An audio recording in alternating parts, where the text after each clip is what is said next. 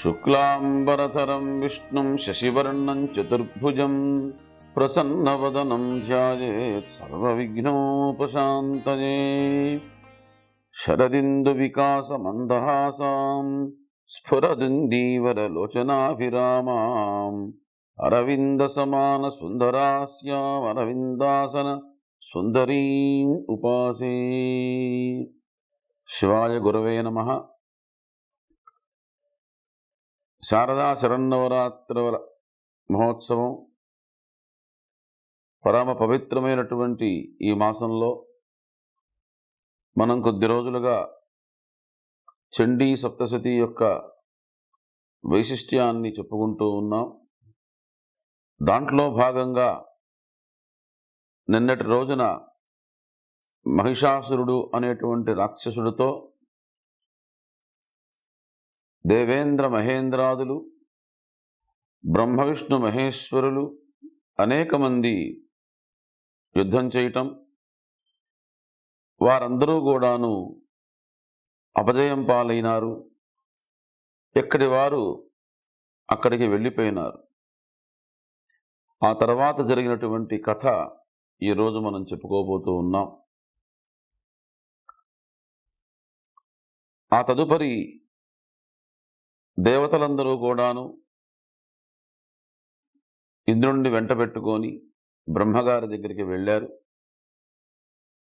బ్రహ్మని అనేక రకాలుగా స్తుతించారు. ఏమయ్యా, యుద్ధంలో ఓడిపోయిన విషయం తెలిసి కూడా నీవు నీ లోకానికి వచ్చేసి ఇలా మమ్మల్ని ఒంటరివాళ్ళని చేసి వచ్చి ఉన్నావు. నీవు మాకు తండ్రివి, సృష్టికర్తవు. మేము నీ యొక్క బిడ్డలం.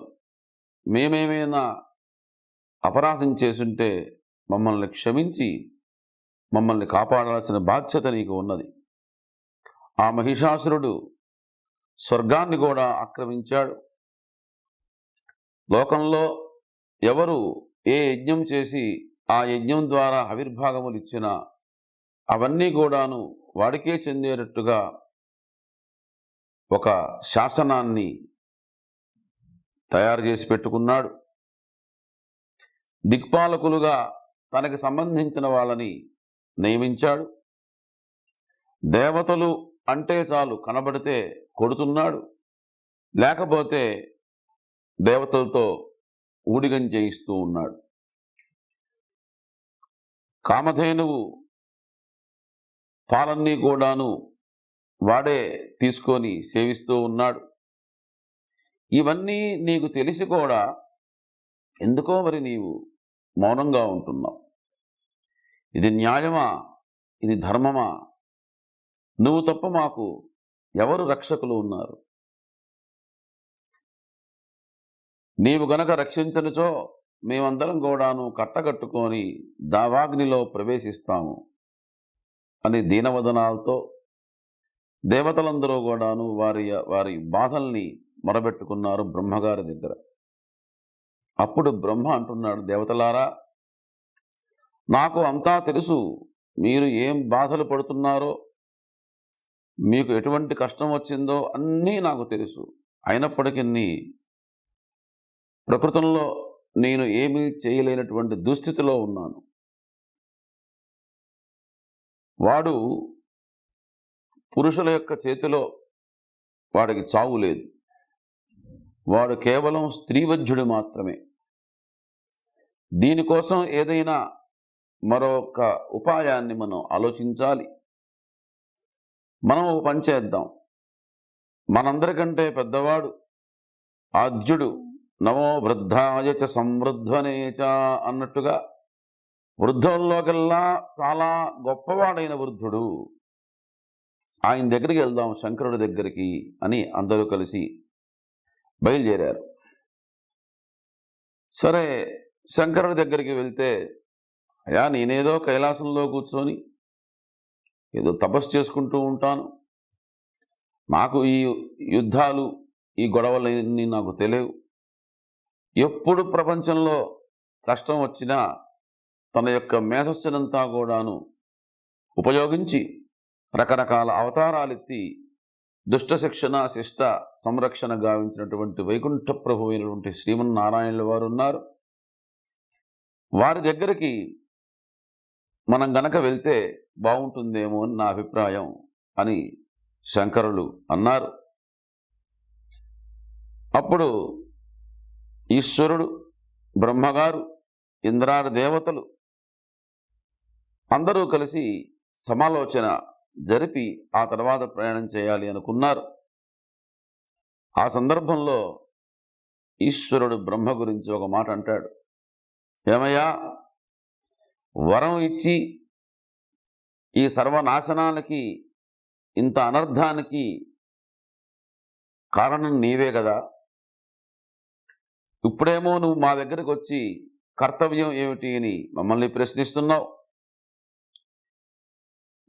పైపెచ్చు ఎటువంటి పురుష చేతిలో కూడాను మగవాడి చేతిలో వాడు చావకుండా ఉండేట్టుగా నీవు వరవిచ్చావు. పైపెచ్చు వాడిని సంహరించగలిగినటువంటి స్త్రీ శక్తి ఎక్కడ ఉన్నది? నా భార్య వెళ్తుందా లేక నీ భార్య వెళ్తుందా? ఇదిగో ఆ పక్కన ఉన్నటువంటి ఇంద్రుడి భార్య వెళ్తుందా యుద్ధానికి? పోనీ వెళ్ళినా అంతటి మహారాక్షసుణ్ణి ఎదిరించే శక్తి వీళ్ళల్లో ఉన్నదా? మనకే చేతకాక మనందరం కూడాను వెనక్కి వచ్చేసాం కదా. అయినా సరే దీనికి తరుణోపాయం విష్ణుమూర్తి దగ్గరికి వెళ్తేనే మనకి ఉపాయం కలుగుతుంది. ఆయన దగ్గరికి వెళ్ళటమే మనకి, వేరే ఉపాయం లేదు మనకి అని చెప్పాడు. ఎప్పుడైతే ఆ గట్టిగా అందరూ కలిసి నిర్ణయం తీసుకున్నారో గాలిలో ఒక మహత్తరమైనటువంటి మార్పు కలిగింది. అంతా కూడాను శుభ శకునాలు వస్తూ ఉన్నాయి. పక్షులు కిలకలారావాలు చేసినాయి. ఆకాశమంతా కూడాను నిర్మలంగా ఉంది. దిక్కులన్నీ కూడాను విషదంగా ఉన్నాయి. కార్యసిద్ధి అవుతుంది అన్నటువంటి ఒక ధైర్యము, స్థైర్యము వీళ్ళందరికీ కలిగింది. అందరూ కలిసి ప్రయాణమై వైకుంఠానికి వెళ్ళారు. ఆ దివ్యమంగళ రూపంలో ఉన్నటువంటి ఆ విష్ణుమూర్తిని దర్శించారు. వివిధములైనటువంటి లతా తరు పుష్ప విరాజితమై, వాపీ కూప తటాకాది పరిశోభితమై, చందన అగరు ధూప పరిమళ ఉజ్జృతమై,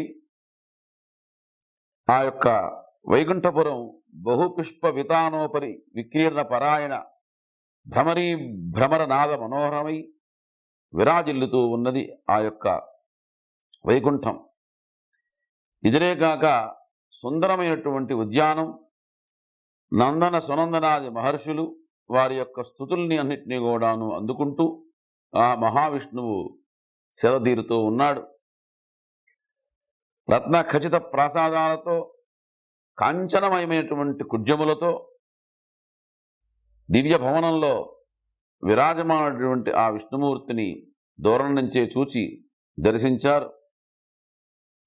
సింహద్వారంలోకి సమీపించారు. అక్కడ జయుడు విజయుడు ఇద్దరు కాపలా ఉన్నారు. వాళ్ళు లోపలికి వెళ్ళి విష్ణుమూర్తికి ఈ విషయాన్ని తెలియజేశారు. అయ్యా, మీకోసం బ్రహ్మగారు అలాగే విష్ణువు, దేవేంద్ర మహేంద్రాదులందరూ కూడాను వచ్చారని చెప్పారు. వెంటనే అమాంతం విష్ణుమూర్తి లేచి మంచి పూలదండలు తీసుకొని వాకిట్లోకి వచ్చాడు. వస్తూనే ఆ ప్రయాణంలో అలసిపోయినటువంటి బ్రహ్మాది దేవతలందరికీ కూడాను అనురాగమయమైనటువంటి చూపులతో ఒక్కసారి అలా తిలకించాడు. వారందరూ కూడాను చాలా సంతృప్తి పొందారు. ఎవరన్నా మనం వాకిట్లోకి వచ్చారు అంటే మనం ఎదురు వెళ్ళి తీసుకురావాలి.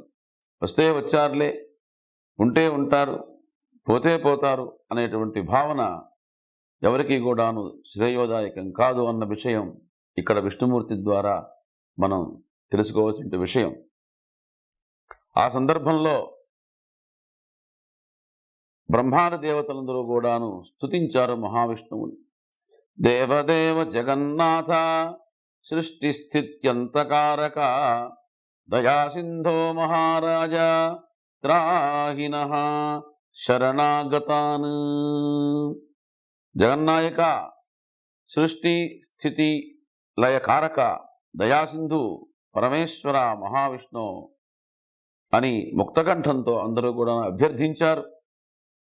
ఆ సందర్భంలో రండి, లోపలికి రండి, యథోచితంగా అందరినీ కూడాను వారి వారి ఆసనాల మీద కూర్చోడబెట్టి యోగక్షేమం యొక్క విచారం చేశాడు ఆ మహావిష్ణువు.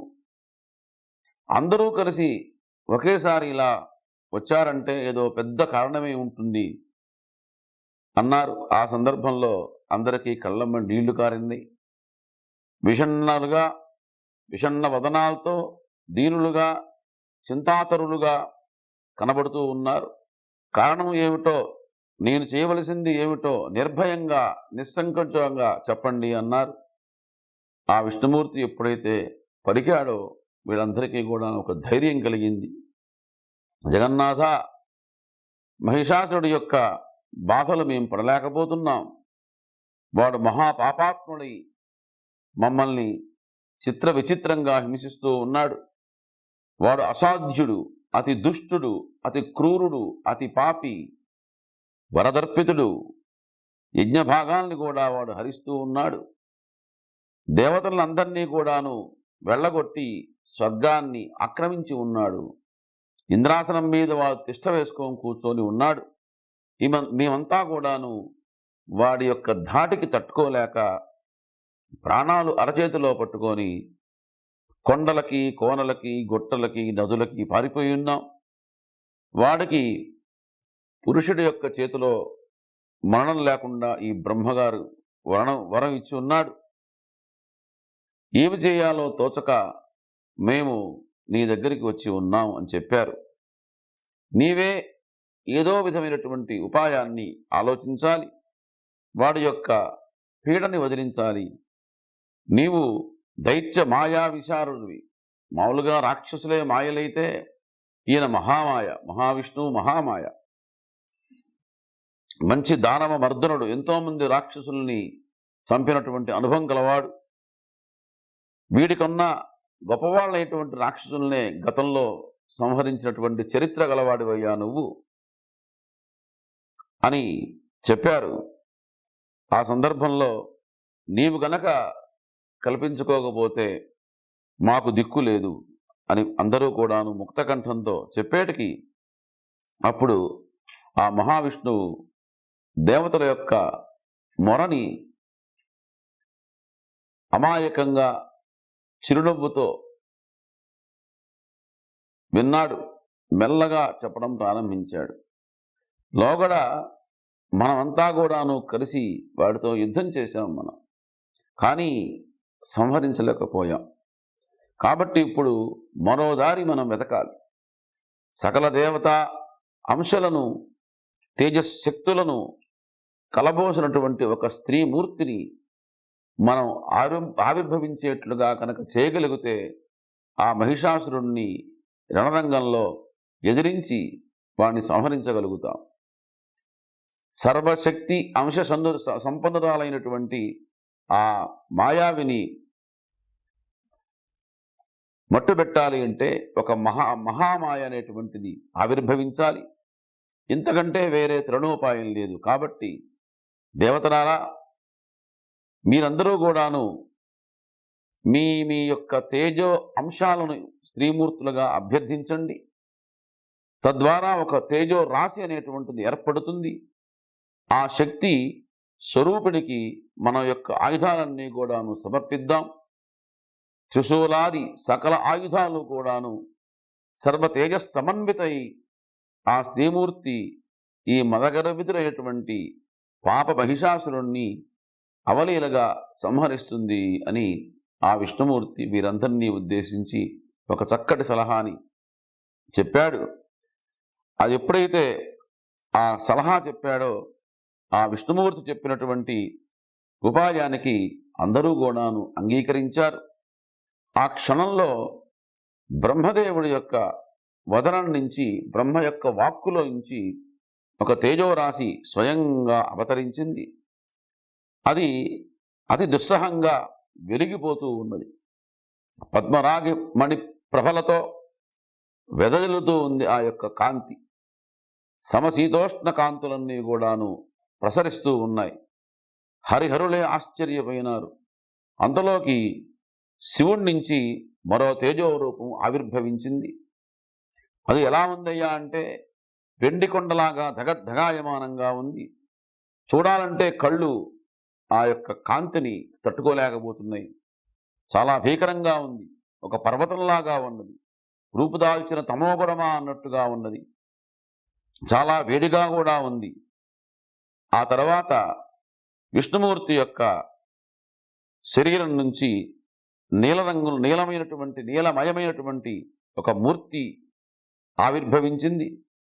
సత్వగుణంగా చల్లని తేజస్సుతో వెలువడింది. ఇంద్రుడి శరీరం నుంచి విచిత్రమైనటువంటి వర్ణంలో సర్వగుణాత్మకమైనటువంటి ఒక అద్భుతమైన తేజోరాశి ఆవిర్భవించింది. ఇలాగే యమ, అగ్ని, కుబేర, వరుణులు ఎవరైతే ఉన్నారో వారి శరీరాల నుంచి కూడా అనేక రకాలైనటువంటి తేజస్సులన్నీ కూడాను ఆవిర్భవించున్నాయి. సకల దేవతల తేజస్సులు కూడాను విలీనమైనటువంటి ఒక మహా తేజోరాశి, ఒక గొప్పగా మూర్తి అక్కడ కట్టబడ్డది. ఒక హిమాలయంలాగా అదంతా కూడా దర్శనమిచ్చింది. అంతా కూడాను ఆశ్చర్యపడ్డారు. చూస్తుండగానే ఒక తేజోరాశి ఒక స్త్రీమూర్తిగా పరిణామాన్ని చెందింది. సౌందర్య రాశి, త్రిగుణాత్మిక, సర్వదేవ శరీర సముద్భూత, అష్టాదశ భుజ, 18 భుజములు, 3 వర్ణాలతో విశ్వాన్నంతటినీ కూడాను మోహింపజేసేటువంటి శక్తితో, తెల్లటి ముఖంతో, నల్లని కన్నులు, ఎర్రని పెదవులు, చిగురాటుకుల వంటి అరచేతులు, శరీరమంతా కూడాను అద్భుతమైనటువంటి దివ్య ఆభరణాలు, ఇంకా 18 బాహువులు, క్షణంలో 1000 బాహువులు అయ్యేటువంటి శక్తి గలటువంటి బాహువులవి. ఇప్పుడు సహస్రభుజ, మహిషాసుర సంహారానికి ఆవిర్భవించినటువంటి ఒక మహా తేజస్విని, శ్వేతానన కృష్ణనేత్ర, సంరక్తాధర పల్లవ, తామ్రపాణి తలాకాంత, దివ్యభూషణ భూషిత, అష్టాదశ భుజాదేవి, సహస్రభుజ మండిత, సంభూతాసురనాశాయ, తేజోరాశి సముద్భవ. ఆ ప్రకారంగా ఆ జగదంబ ఈ సమస్తమైనటువంటి బ్రహ్మాండాన్ని రక్షించడం కోసం అలా ఆవిర్భవించింది. ఈ ప్రకారంగా కథ జరుగుతూ ఉన్న సమయంలో దేవీ రూపం ఎలా ఆవిర్భవించింది మరింత విస్తృతగా వినాలి అని అక్కడ ఉన్నటువంటి దేవతా సమూహాలకి అందరికీ కూడాను ఒక ఇచ్చ కలిగింది. అప్పుడు చెప్తున్నారు వ్యాస మహర్షి వారు ఈ కథని చాలా వివరంగా మార్కండేయ పురాణంలో, దేవీ భాగవతంలో ఈ యొక్క కథంతా కూడాను చాలా వివరంగా చెప్పారు. దేవతల యొక్క కుతూహలాన్ని అర్థం చేసుకుని అప్పుడు చెప్తున్నారు ఈ కథని. ఆ మహాలక్ష్మి రూపాన్ని యథాతథంగా చెప్పాలి అంటే బ్రహ్మ విష్ణు మహేశ్వరులకు కూడా అది సాధ్యం కాదు. మరి నేను చెప్పగలవాడినా, ఉద్భవించింది అని మాత్రం చెప్పగలను. ఆ చెప్పడం కూడా నిజానికి వాస్తవం కాదు. ఎందుచేతనంటే ఆ జగన్మాత నిత్యురాలు, శాశ్వతంగా ఉండేటువంటిది. ఆవిడకి పుట్టుక లేదు, చావు అంతకంటే లేదు. దేవకార సిద్ధి కోసం ఇప్పుడు ఏకరూపత్వాన్ని పొందింది. మనం మొట్టమొదటి చెప్పుకున్నాం, వేష్టి రూపము, సమిష్టి రూపము అని 2 విధాలుగా ఉంటుందని. అవసరాన్ని బట్టి వేరు రూపాల్లో లేదు ఒకే రూపంలో కూడా కనిపించగల సామర్థ్యం గలటువంటి శక్తి ఆ జగదంబిక అని చెప్పుకున్నాం మనం. ఆ ప్రకారంగా ఈ మహాలక్ష్మి ఈ సృష్టిలో సకల రూపాల్లోనూ తానే ఉంటూ ఉంటుంది. అవసరాన్ని బట్టి ఏకరూపత్వాన్ని, అనేక రూపత్వాన్ని కూడా పొందుతూ ఉంటుంది. అయినా కూడాను మీరు అడిగారు కాబట్టి నాకు చేతనైంది చెప్తాను అని వ్యాస మహర్షి చెప్తున్నారు. ఆ శంకరుడి యొక్క తేజస్సు ఒక ముఖపద్మం అయింది. అది శ్వేతవర్ణం, శుభాకారం. యముడి తేజస్సు ఆ దేవికి నల్లని పొడవైనటువంటి కురులుగా ఏర్పడ్డది. మేఘవర్ణంలో మనోహరమైనటువంటి మంచి వంకల జుట్టులాగా ఏర్పడ్డది. అగ్నిదేవుడి యొక్క తేజస్సు కృష్ణ శ్వేత రక్త వర్ణాలతో 3 కన్నులుగా అమ్మవారికి మారినాయి. ప్రాతఃసంధ్య, మాధ్యాహ్నిక సంధ్య, సాయం సంధ్య తేజస్సులు దట్టమైనటువంటి కనుబొమ్మల్లాగా ఏర్పడ్డాయి. మన్మథుడి యొక్క ధనస్సులాగా మెరిసిపోయేటువంటి ఒక అద్భుతమైనటువంటి భ్రూలత అనేటువంటిది ఏర్పడది. ఆ వాయుదేవుడి యొక్క తేజస్సు ఏదైతే ఉందో అది చెవుల్లాగా మారింది. ఆ మన్మథుడి యొక్క డోరికల్లాగా చాలా మనోహరంగా ఉన్నాయి. ఆ చెవులు చాలా అందంగా ఉన్నాయి. కుబేరుడి యొక్క తేజస్సు ఆ అమ్మవారికి మంచి ముక్కులాగా మారింది. ఇంకా ఆ ముక్కు కూడా చాలా వైభవంగా నిగనగలాడుతూ ఉంది. ప్రాజాపత్యుడి యొక్క తేజస్సుతో ఆ తల్లికి దంతాలన్నీ కూడాను ఏర్పడ్డాయి. అవి ఎట్లా ఉన్నాయి అంటే మంచి కొరలు తేలి ఉన్నాయి. దగ్గరగా చేర్చినటువంటి ఒక మల్లెపూ దండలాగా అవి ప్రకాశిస్తూ ఉన్నాయి. అనుడి యొక్క తేజస్సుతో దొండబండ వంటి ఆ అమ్మవారికి పెదిమ ఏర్పడ్డది. కార్తికేయుడి యొక్క సుబ్రహ్మణ్యుడి యొక్క తేజస్సుతో అమ్మవారి పై పదవి ఏర్పడ్డది. విష్ణువు యొక్క తేజస్సుతో 18 భుజాలు ఏర్పడ్డాయి. అష్టవసువుల యొక్క తేజస్సుతో అమ్మవారి చేతులకు కావలసిన వేళ్లన్నీ ఏర్పడ్డాయి. అవి చిగురాకుల్లాగా ఎర్రగా పారదర్శకంగా చక్కగా కనిపిస్తూ ఉన్నాయి. చంద్రుడి యొక్క తేజస్సుతో అమ్మవారికి వక్షోద్వయం ఏర్పడది. ఇంద్రుడి యొక్క తేజస్సుతో ఈ కటి భాగం అంతా కూడాను ఏర్పడ్డది. పొట్ట మీద 3 మడతలు కూడా ఏర్పడ్డాయి. గంభీరంగా మనోహరంగా ఉన్నాయి. ఆ వరుణుడి యొక్క తేజస్సుతో అమ్మవారికి 2 కాళ్ళు ఏర్పడ్డాయి.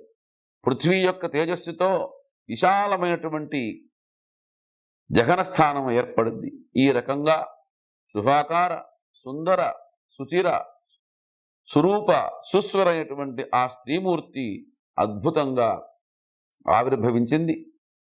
ఆ సుదతిని, ఆ చారులోచనని, ఆ సర్వాంగ సౌష్ఠవంతో ఉన్నటువంటి ఆ సంపన్నని చూచి దేవతలందరూ కూడాను సంబరపడ్డారు. ఆ మహిషాసురుడి యొక్క పీడ ఆ క్షణంలోనే వదిలిపోయింది అన్నంతగా సంతోషించారు. అప్పుడు విష్ణుమూర్తి సకల దేవతల్ని కూడాను హెచ్చరించారు. మీ ఆయుధాలన్నీ కూడాను ఆ మహాదేవికి సమర్పణ చేయండి అయ్యా అని చెప్పుకొచ్చాడు. ఈ ప్రకారంగా ఆ అమ్మవారి యొక్క రూపం ఏర్పడ్డది. విష్ణుమూర్తి యొక్క ఆజ్ఞను దేవతలందరూ కూడాను శిరసావహించారు ఆనందంతో. దివ్య భూషణాలను, దివ్య అస్త్రాలను, దివ్య ఆయుధాలను సమర్పించారు. క్షీరసముద్రుడు ఎరుపు రంగులో ఉన్నటువంటి సన్నని వినూతనమైనటువంటి దివ్య వస్త్రాలని ఆ అమ్మవారికి సమర్పించాడు. అలాగే సూర్యకోటి సమప్రభమైనటువంటి చూడామణిని, రత్నమయ కుండలాలను, కడియాలను కూడా అందించాడు. విశ్వకర్మ ప్రసన్న చిత్తుడై నానారత్న విభూషితాలైనటువంటి కేయూర కంకణాలని సమర్పించాడు. సుస్వరంగా, సుమధురంగా ధ్వనిస్తూ అందరినీ ఆకర్షిస్తున్నటువంటి నూపురాలను త్వష్ట మహర్షి సృష్టించి ఇచ్చాడు. అవి సూర్యమండలాల్లాగా ప్రకాశిస్తూ ఉన్నాయి ఆ యొక్క ఆభరణాలు. మహాసముద్రుడు కంఠాభరణాన్ని, ఉంగరాల్ని అమ్మవారికి కానుకలుగా సమర్పించాడు. ఎన్నడూ వాడిపోయినటువంటి పద్మాలతో సుగంధాలని వెదజల్లేటువంటి తుమ్మిదల్ని ఆకర్షిస్తున్నటువంటి దివ్య వైజయంతిమాలను ఆ వరుణదేవుడు అమ్మవారికి కానుకగా సమర్పించాడు. హిమవంతుడు చాలా సంతుష్టుడై వివిధమైనటువంటి రత్నాలతో పాటుగా బంగారు కాంతుల్ని ఇచ్చేటువంటి ఒక అద్భుతమైనటువంటి సింహాన్ని వాహనంగా సమర్పించాడు. సర్వాలంకార శోభితమై ఆ అమ్మవారు ఆ యొక్క సింహాన్ని అధిష్ఠించింది. శ్రీహరి తన యొక్క సుదర్శన సార్వభౌమ చక్రరాజంలో ఇంచి అంతకంటే శక్తివంతమైనటువంటిది పెద్దది అయినటువంటి మరొక సుదర్శన చక్రాన్ని సృష్టించి అమ్మవారికి సమర్పించాడు. ఈ సుదర్శన చక్రంలో గొప్పతనం ఏమిటంటే దానికి మొత్తం 1000 అంచులుంటాయి. ఆ 1000 అంచులు ఒకేసారి ఒక 1000 మందిని అమాంతం చంపగలిగినటువంటి శక్తివంతమైనటువంటి అంచులవి. ఆ రాక్షసుల యొక్క శిరస్సుల్ని అవలీలగా ఖండించేట్టుగా ఉన్నాయి. శంకరుడు త్రిశూలం నుంచి మరొక త్రిశూలాన్ని సృష్టించి ఇచ్చాడు. ఇది దేవతలకి ఒక గొప్ప అభయస్థంలాగా భాషించింది. వరుణుడు వెన్నబుద్ధ లాంటి ఒక చక్కటి శంఖాన్ని ఇచ్చాడు. అది శుభప్రదంగా జయప్రదంగా కనిపించింది. అగ్నిదేవుడు శతఘ్ని అనేటువంటి ఒక ఆయుధాన్ని సృజించి ఇచ్చాడు. వాయుదేవుడు దివ్య ధనస్సుని ఎప్పుడూ కూడాను తిరిగిపోని బాణాలతో విరజిల్లేటువంటి అంబుల పొదల్ని కూడా ఆ వరుణదేవుడు అమ్మవారికి బహూకరించాడు. దేవేంద్రుడు తన యొక్క వజ్రాయుధంలో ఇంచి మరొక వజ్రాయుధాన్ని సృష్టించి ఇచ్చాడు. ఐరావతానికి అలంకరించినటువంటి దివ్య ఘంటని కూడా సమర్పించాడు. యముడు కాలదండం వంటి మరొక దండాన్ని కల్పించి ఇచ్చాడు. బ్రహ్మదేవుడు గంగాజలంతో ఉన్నటువంటి ఒక దివ్యమైనటువంటి కమండలాన్ని సృష్టించి అమ్మకి బహుతుగా సమర్పించాడు. ఇంకా పాశాన్ని ఇచ్చాడు. ఆ కాలుడు వచ్చి ఖడ్గాన్ని చర్మంతో చేసిన డోలుని అమ్మవారికి సమర్పించాడు. విశ్వకర్మ ఒక అద్భుతమైనటువంటి గండగొడ్డను తయారు చేసి ఇచ్చాడు. కుబేరుడు సురాపూర్ణమైనటువంటి సువర్ణ పాత్రను సమర్పించాడు. చిరుగంటలు పొందినటువంటి కౌమోదకి గదను ఫస్ట్ అందించాడు. ఇలా అనేక దివ్యాస్త్రాలను అభేద్యమైనటువంటి కవచాలని సమర్పించాడు. సూర్యుడు తన యొక్క తేజస్సుల్ని కూడా బహుమానంగా ఇచ్చాడు.